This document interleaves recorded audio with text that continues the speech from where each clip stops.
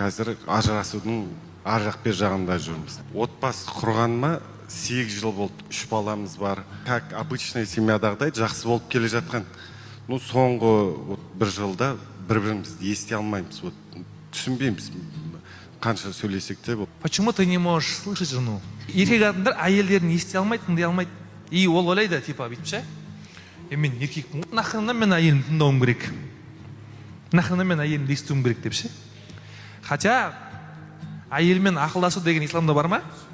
Бар. Біздің дінімізде де, дәстүрімізде де, психологияда да бар.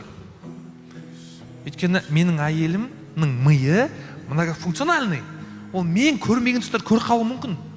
Мен ақылдасуым керек. Ақылдасу үшін мен тыңдай алуым керек, ести алуым керек.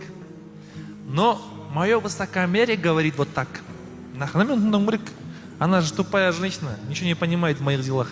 Әйелмен ақылдасу, оны тыңдау, есту, ол оның айтқанын істеу емес қой ол. Өстір ма? Шешімді в итоге сен қабылдайсың. Но приятнее будет, если сол шешім қабылдауға әйелің көмектессе.